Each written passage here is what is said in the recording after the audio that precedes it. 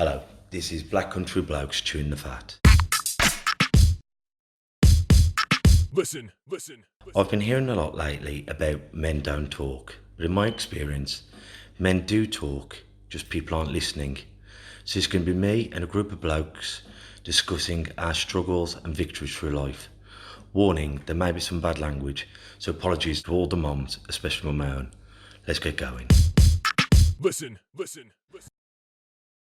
Abin, this is Black Country Blokes chewing the fat. With me, Kev Dillon, Lee Cadman and Aren Jew. Today we're going to be talking about catfishing. Now catfishing has had this thing about like with online dating, which it is, you order Anthony Joshua and Andy Louise turns up. But this goes into the business world, and I see it so much in boxing. Young people and grown men are going to these boxing clubs thinking they must have their child protection, the safeguard and the DBS and the police checks and their insurances. And what they're actually going to is a white collar gym where 8-year-olds are fighting 12-year-olds or 15-year-olds are fighting 30-year-olds, and there's no laws and regulations. And that's what I've seen a lot of. But this is also happening in the NLP community, where people are going to this NLP practitioner, whereas all he's really done is a seminar. I mean, I've done like a year's course of NLP with Nick Davis, and I've got a sports NLP. But it's not something, I'm not a master of it. I've dabbled, I've done a course. And this trickles down into like the property world, where people are saying, I'm a master and I'm an award-winning. And the bullshit is baffling the brains. So let's just throw this out to the group. Yeah, absolutely. So just on that actually, so property is obviously the sector that I deal with it. And it's not regulated.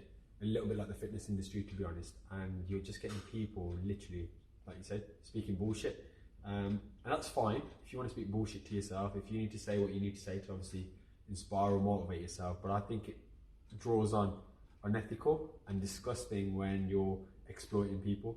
I think this is a problem. So we all watch like the show Catfish, where you think you're talking to one person, but really behind the scenes it's somebody completely different, and that's what you're finding. Because the problem with the internet is you can pick up your phone now, you can open Instagram, you can open Facebook, and you can be whoever the hell you want to be.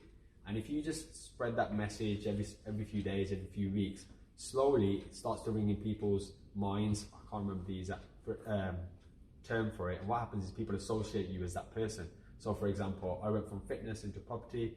I wrote about 10-15 blogs on property, and I've become the property guy. Now, obviously I could have just like that and said, I'm a millionaire, X, Y, and Z, which is what a lot of people are doing.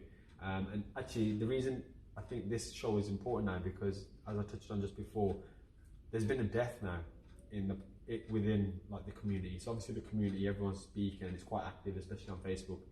And I'm not saying it's exclusive to property, and that's the reason, but I know that had a big impact. There was a lot of money invested into somebody who had basically catfished them, promised them, the world, and sadly it's just crippled someone. It's taken a guy's life, and it's a guy's life again. And reading the conversation this morning, it really got me annoyed. And a lot of the comments afterwards were saying how men need to talk, and obviously this kind of comes back to our podcast today. So for me, mate, I could rant about it all day, and I could it just pisses me off. But what it is that poor bloke hasn't seen a way out, and we've said before, it's being locked in the golden handcuffs, because money isn't everything. But if you're frightened of losing the money, then you lose the house, you lose your wife, you lose... It's the knock-on effect, isn't it? So it may not be about the money, it's that potentially you lose your house because you've lost that money. And I've seen it within the boxing world. I've had brilliant potential athletes have gone there thinking, I can trust Aren. Aren's got his own boxing gym, so we must be doing well. He's got champions all over the wall.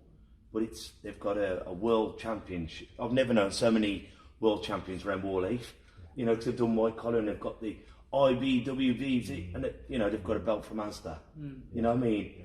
And the bullshit, because they've got 10 national champions, but not one of them's ever fought at a Dudley, so you can't be a national champion.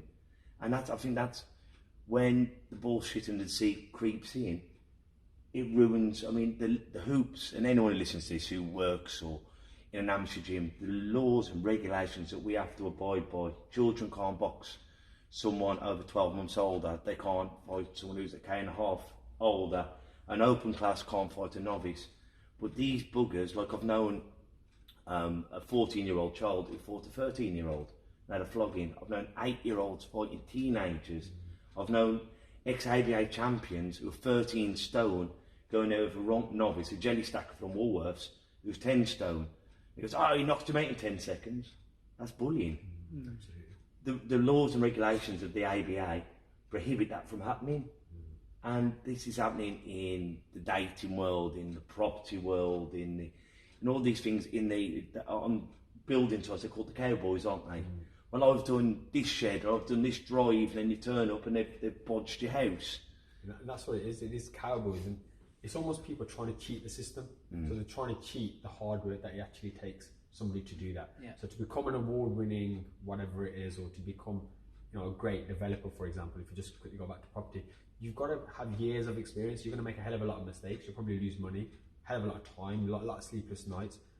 But it's a lot easier just to write on your Facebook post and take some fancy photos. Oh, look at me, I'm over here, I've done this, I've helped X, Y, and Z. And it's just like, I'm trying to get into the head of why people do it, because I've got close people who have started to do it, and I'm trying to disassociate myself now, because I don't want to be associated with somebody who's basically a liar.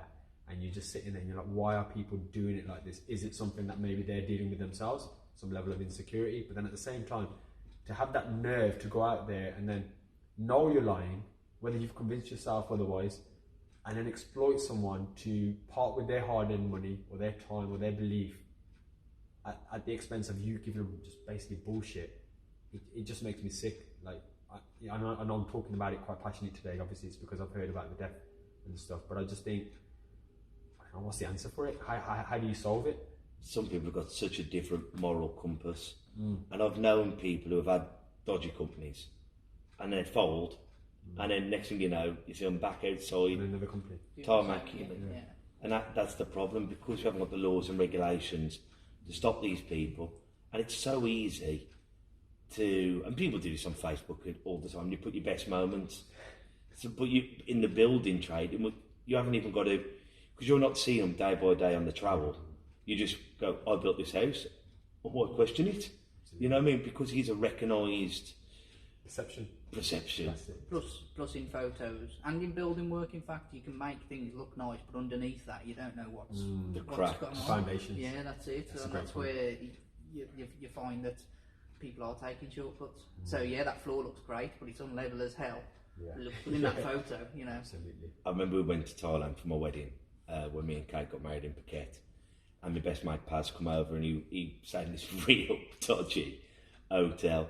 The bricks were falling down, the swimming pool was the size of this cushion I'm sitting on. And he went, bloody hell, Kev, you want the photographer who took the pictures of this place to do your wedding? he goes, he's worked wonders with this. He can even make an ugly kid like you, look handsome. But it isn't, because everything's photoshopped, and then you look at the comments and they've written 100 comments from themselves. And you go, well, this guy's got to be good, because everyone wouldn't lie. Of course. Well, that's the thing. And the association thing, Kev, we were just talking about this. If you can associate yourself or attach yourself to somebody who has credibility, who has earned their stripes, that's a very quick way of winning the process. So you see that in property, and I've been stupid. Again, I take accountability for it. I'm just letting people come in. So if somebody wants to use my name, or can we take a video together? Can we do this? I'm just like, yeah, of course. Not thinking anything. Just trying to be helpful. Absolutely, yeah. And I'm like, if it elevates you, that's fine. It's not taking anything away from my table. And what I realised in hindsight is actually their intent was always to exploit either some of my friends. I mean, some of my friends are messaging me saying, I'm getting messages from X, Y, and Z asking to do, like, part with their money for some service. And I'm just thinking, shit, like, what is going on here? And that's me in a very, very small bubble. I mean, this is going on a mass scale across all industries, where people on Instagram are, like you say, doing their best self. And I remember when I used to have a fitness channel, one of my best posts I ever got, and I say best post in terms of the most likes, was I took a photo of myself with, like, at that point I had a bit of a six-pack, so I was training with Kev actually, so kudos to you for that. And I was around 5-6% body fat, so I took that, and then I took one when I was just relaxed, so I wasn't tense, I didn't have no filters and nothing, and you couldn't actually see like a six-pack as like defined, whereas otherwise it looked like Rocky 4. Well, I like to think that anyway. Whereas otherwise it just looked normal unless I'm breathing in. I mean, obviously when you breathe out, you look kind of normal. And I wrote them, I put them side by side. I said, listen, this is reality. This is me, 23 hours of the day and 59 minutes. And then the other minute when I'm getting ready for Instagram, this is me. And it just to show that, and it showed, but I was like, the world would just benefit more if people showed that honesty, authentic side as well. It's not like I didn't do the hard work. I was still 5% body fat, but it's like, which picture do I show? And for me, I've always tried to be as transparent as possible. Like, this is my best day, this is my good day. And I just think by doing that, it might take you a little bit longer, because you might, but I think you're in it for the long game. Like you said, with that building there, you've got the foundations right, so it ain't going to crumble down. With you saying that, I'm going to take a bit of a side step though. Like with the photos, because they're saying there's got to be super-sized models. It's got to, thing is, yes, there's got to be larger models and everything. Some people are just beautiful, aren't they? But I think the criminal thing, but I think the real tragedy of it is when it's photoshopped and the blemishes have gone. And I know it's their industry, but I think some people are naturally beautiful people. But I think the cruel thing is when you take it off the tongue, put a bit more on the bum, fill the breasts out, and I think they're beautiful for a reason. Don't then portray them as being even more beautiful to get the job. Ultimately, everyone has flaws. Everyone. I think 100%. you just got to accept that, and that's it, isn't it? You've got flaws. Like Madonna There's with the I gap in think the flaws is probably a bit too sharp. It's the imperfections or the. But Lee, you're not active on social media, so do you find yourself that it's easier for you to just accept your flaws? Well, see, I'm not active on social media, but I do dabble every now and again. Like, I've come back on it for a bit now, more to promote our podcast and whatnot. And in truth, it doesn't bother me either way, because I'm really not fussed about that type of person. I don't go looking for people who take photos of it. But I'm not like that's just not the way I am. I'll go on there for things like promoting our podcast, because we want to help people. Absolutely. So the more people who do it, the better. So really, it doesn't affect me either way, whether I'm on it or off it. But if you're going to look for like a boxing gym, obviously you come here or whatever. But if you're looking through and you see Aren Midland champion, Kev Dillon Midland champion, you're a boxing coach, so you know if they're licensed to do it. But if you're like taking your babbies and you go, well, they've got to be a good club because they've had 50 Midland champions and world champions. So you'd look at the titles, you wouldn't think, well, have they got safeguarding? Well, no. You presume they had it because they've got the premise. Yeah. And the problem is, like with the white collar, what hairy ass blokes want to do, they want to go and knock the shit out of each other for 100 quid, fair play. But when children are doing it, that's when we have a duty of care to think. Well, to me, it's with adults as well, because do they really know what they're getting themselves in for? Well, you trust your coach, don't you? I mean, I spoke to someone who does white collar, and he does white collar boxing and MMA. Now, he blatantly told me that the fights are set up for the ticket seller to win. He told me this. I won't say his name, but you know him actually. Yeah. You know him. And I thought, that's just, what's the point? Why? Because me as a boxer, why would I want to go in there? Don't get me wrong, when you're training, you think you're going to win that fight. You go in there with 100% belief you're going to win. But if Kev turned around to me and says, well, that bloke there is not up to your standard, or he's not, it's not going to be a competitive fight, I'd be like, I wouldn't even train. I'd just lose all motivation to do anything, because you're going to beat them. But isn't it cruel when the dad's taking them there and they go, well, who's Kev got? And they go, well, don't worry, trust me. And then his kid goes in there and has a right tatering. And then you find out, well, Kev's 10 and he's 13. And I always think that, like, one believes in Father Christmas, one's off shagging. And I think that's the difference. Yeah. And then they get him in there and they go, well, but with the boxing, because I'm not a property man, you know what I mean? But I think there's got to be different laws and regulations. But there is no laws and regulations, because there was a thing saying, if you've ever done white collar, you can't do amateur boxing. If you've ever done professional, you can't do professional boxing. But somehow, because they've become so strong, illegal boxing has got more prestige, semi-professional boxing, than an amateur boxer or as a professional. And we've lost our way. Considering it's illegal, we can't put our foot down. But technically, it's not illegal, is it? That's where it's not licensed. Unlicensed. But what white collar started off as was it was like I'm in accounts and Aren's in finance. He's in finance. I'm in accounts. So we've never boxed. We're going to go and have 4 weeks training, wear massive 18-ounce gloves, head guards, and all the money goes to charity. Now what happens is the crooks saw this and then thought we can get in that loophole and these charity boxing events. Oh, Kev, I'm doing it. I'm only training for 8 weeks and the money's going to charity. I'm telling you now, most of that money goes to the pimp's pocket. It's very funny how little money gets to the actual people. But that's another form of catfishing. But this tragedy that we're going through now at the moment, like with the property, and these poor buggers who are putting their life savings into a property or getting their patio done, and then the next thing, the bloke's done a shoddy job or just hasn't turned up and taken all their money. That's, in my opinion, an arrestable offence. It's disgusting. Again, the internet's it can be a beautiful thing or it can be a nasty thing. So you can actually have credible evidence, and you can showcase your stuff. Like, for example, your boxing gym, you're showing how your training happens every day on like your YouTube, on your Instagram and stuff. But at the same time, you can literally fabricate that as well. You can make it up overnight. If you pay someone, if you've got a bit of money as well, you can pay for followers. I mean, some of the people I know on again, not to just keep jumping back into it, but in the sectors that I work in, they buy their followers. So then what happens is you have a perception thing. So for example, if me and you have the opportunity, if somebody has the opportunity to work for me or you, and you've got 10,000 followers and I've only got 1,000, automatically you look like the bigger fish. And then that's how you bring them in, and then again it becomes a snowball. What I do find, and this is happens in most cases, is they'll get caught at one point. I feel like your mask will slip at some stage, there'll be cracks. And there's been a big guy who's huge in property, well, supposedly huge, ripped a hell of a lot of people off, including myself actually, to a very small amount a long time ago. And he's been caught out now, and there's like a Facebook group about him, and there's like 600 people in there within like a week or two.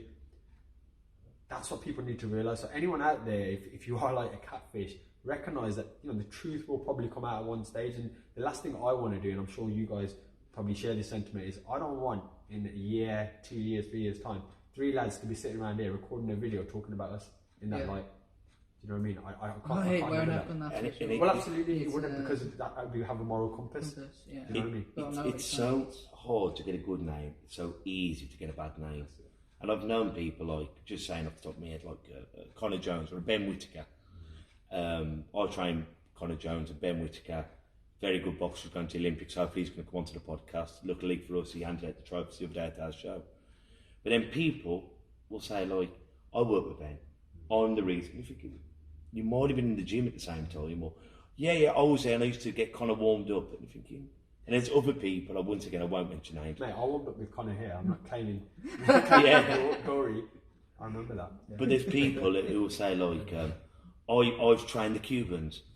You went on holiday to Cuba and went to a boxing gym. Doesn't mean you brought on the Olympic boxers, but because they've had their photo taken there, and they'll get these celebrities or these wannabe celebrities go, well, I've worked, and this got Kevin Dillon, the world champ, and you're thinking, have you got a CV off him? Have you actually, you know what I mean? Just because you stood there next to Ricky Hatton doesn't mean you trained Ricky Hatton. Absolutely. And I just think on that, the whole catfish thing, from like a mental health perspective, and we're thinking about guys and women watching this, we need to just be mindful, like we're saying, is just do your due diligence in terms of like, yes, I always like to live in good faith that people are honest, but at the same time, just research a little bit more, because what happens is, if you start believing everything that you see, and it seems that at the minute everyone is absolutely killing it, everyone sits on a beach, they've got £1 million in the bank, what happens is that whole thing of comparison kicks in, and we start comparing our lives, and then we think, well, our life isn't as great as somebody else's life. And I always believe, like, there's a great song, it's called Love Yours, and it's basically like, there's no such life better than yours, basically. And we need to recognise that, but obviously it's very difficult when all we're getting in our eyes 24/7 is this person who's doing X, Y, and Z, and they have the missing ingredient, and then what they're doing is they're selling it you for like $4.99 a month, and then you can be just like them. And we're getting a hell of that now, so we're getting NLP manipulation, we're getting life coaches, we're getting like 20-year-old life coaches, which, they haven't had life experience. Well, absolutely. I'm not saying like there isn't a 20-year-old out there with a lot of life experience, but I'm saying on the whole, I mean, what they're doing is a certification over a weekend, and now all of a sudden they're equipped to handle life situations, and I just laugh at that. But then there's people buying into it because they're preying on the insecure, the anxious, and I was that person. I was a very quiet, I'm like an introvert. I get my energy like deep conversations. But other than that, even when I used to come to the gym, I was very quiet. I used to just do my own sort of thing and never really spoke to people because I was just a shy kid. And the moment an extrovert come in my path and then they saw something in me and then they, you know, they did the whole NLP on me, I started to feel a bit like I don't know, like wanted or needed. I'm not sure that's the right words, and I started believing in them. Almost like a sense of grooming, isn't it? Pretty much, yeah. That's you what see I was someone and you have like, you're an introvert and you go, hey champ, you're doing great. You go, he just called me a champ. Absolutely. He's got a bit of swagger. And you go, Sometimes it's knowing the buzzwords, isn't it? Absolutely. And a lot of people who do those weekends remember those buzzwords, those words that will make you think that they know what they're talking about. Well, a good person who can do NLP can say something and make it sound like it's your idea. You go, oh, I like what you just said. If you go, I didn't really say it, but if it's a good idea, it was my idea. And it's clever. The brilliant people like Nick Davies and Alexander, or get on the show again, they do it for the right reasons. They are life coaches, but some people have learnt all the tricks. Like, they've learnt these tricks so they can have sex with the women. They've done this so they can move up the stepping ladder, and I think it's cruel. It's that catfish grooming. Yes, the snidey back. You know what I mean? You can't trust them. Absolutely. I think you can usually spot them because they tend to be cheaper than everyone else as well. Yeah. You know what I mean? Yeah, you do tend to find that their prices aren't quite as... They've always got an offer, haven't they? Yeah. An exclusive offer, 50% off. That's right. But you see that through the building trade as well. You see that straight away. Ultimately, if that person, you've got someone working for £80 a day, but you get a professional who's meant to be £150 a day, you can see that, you know. So, okay, it might cost you more, but you guarantee that job's... Well, you don't guarantee. Well, you can't You've got guarantee. more chance of that job's Yeah. done right. Absolutely. And I can't see it changing. So I think the main thing now is, at least in my industry, is to try and raise awareness for it. So even now, alongside my other jobs, I'm trying to do like a YouTube channel separately, just to kind of raise awareness on things to watch out for. And most of it is stuff that I've been burnt on, or people I know who have suffered at the hands of people, just to kind of watch out for little phrases. I mean, phrases like that NLP, where like, I see something in you or something. At that point, I was like, pretty hell, I must be amazing kind of thing. I was literally thinking that when probably wasn't even doing anything. And just to recognise when somebody says that, then just think, what's their intent here? What are they actually trying to extract from me? Is it my money or something? And I've had a guy actually, just on a quick tangent. So my mum was going through a hard time, like she suffered with depression. And there was a guy, he just reached out to me. I had a bit of a following on Facebook through my stuff. And we just got chatting. I mentioned my mum, I think on a podcast, and he reached out to me. And he said, I can help you, mum. And I was like, mate, I'll take anything right now to fix my mum, kind of thing. And I was desperate as well. So he's like, where are you based? And I was like, Birmingham, and he was up Nottingham. So he comes down and he's like, not going to charge you nothing, I just want to help your mum. So I thought, but yeah, there's an angel. Literally thought he was an angel. And he came down and he spent like an hour and he did this amazing session. And in that session, he added value. There was some good stuff he said. He extracted some stuff from my mum's past. And my mum was in tears during like the therapy session and stuff.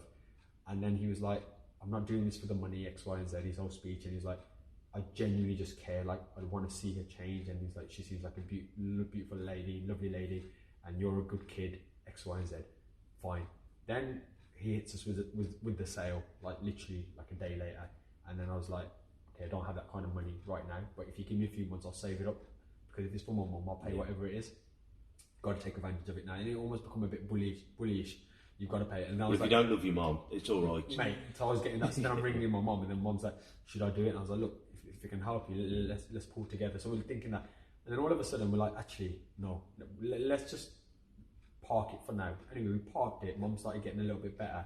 Never heard from the guy again. The moment we said we're no longer paying him for his service, that care factor, that I really want to see you do well, disappeared. I see that loads in my industry. Really? So yeah, what you've got to remember, within my industry, you are dealing with vulnerable people. You know, just remind everyone again what you so do. it's paediatric medical equipment. So so people are coming along with these. It can be something as simple as this new design. It's going to get your kid out of his wheelchair and walking along and it'll all be great and jolly. And it's not. That's not going to happen. You're going to get equipment that does change lives, but you're very rarely going to get a kid that comes up out of a wheelchair and is all of a sudden be able to run down the road. It's, you know, you will get equipment that's along the road can get you to that point, but it's not going to be a miracle. And you get a lot of people exactly like that who go in there and offer a care inside and do all that just to get a sale.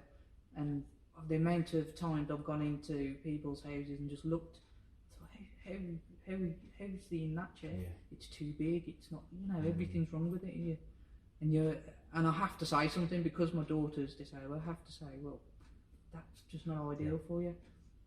Because if you didn't say something, that potentially would affect them for the rest of their life. If you're not in the correct posture, look at us now slouching down. We're adults. We've got the strength in that core. If you imagine a child who hasn't got that strength, and they're leaning to the side, and they're doing that for a long time during the day, every day of the week. A lot of these children are in that chair for 11 hours in a day. They'll get out for half an hour here and there, but 11 hours they'll be sitting in that position, and it's really damaging. Really, really damaging. I don't have to sleep at night. And I ask that question, and then sometimes I think maybe they sleep fine.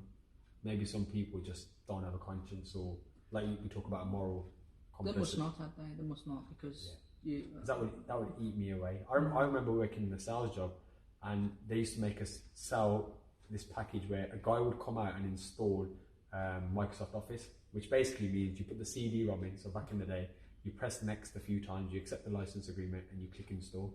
And they were charging like 150 quid for it. And I'm talking back in the day. So I was probably the worst salesman, because I used to call the people over. I said, listen, put the CD-ROM in, you press next a few times. Prompts you. So I used to get in trouble for not getting commissions. But I was like, I'm not going to watch somebody when I can hear them working out their figures, like, can we afford this? Like, we'll go for this budget. And I'm like, I can save you 150 quid here straight away. Or you don't need that laptop that's on special commission. Why don't you actually buy this? Because for all you need it for is that.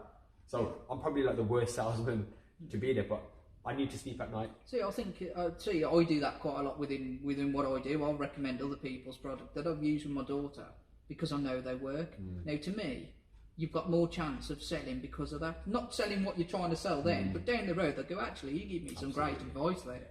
That worked out for me. So I prefer for him to come in and tell me. And again, I'd walk in there, and if it wasn't suitable, I'd go, that's not suitable. But this one maybe, try that one. I think you'll get more sales in the long run. Absolutely. Yeah. You might not sell that today, which is fine, but in the long run, those people trust you and will come back to you for more advice. So that's so true. Yeah. Could I just say something though, back to what we were saying? I look at the camera for this. If you are ever in the situation which Aren's association was, and you are thinking about taking your life, please stop, because the people it not only affects you, but it affects all your loved ones. Suicide affects not only you, it affects your children, your parents, your friends, your loved ones. So they're always out. It is only money, and I know it feels like the end of the world, but you can get through it. There are other options. So as dark as the night in, it will one day be morning again. So there are people out there, and just think about those you'll be leaving behind. So I think today they'll do us on catfishing. Absolutely. I think the quote, if I can get it right, which I don't tend to get many things right, life is full of choices, so make choices that you can count on. Until next week, gang, ta-ra a bit. Listen. And that's a wrap for another show. But if there are any comments or messages that you would like us to read out for our next podcast, please be in touch. There are also lots of different organisations at the bottom of this page, and hopefully they can help you or someone you care about. Please share this to spread the word. Until we talk next time, ta-ra a bit. Listen.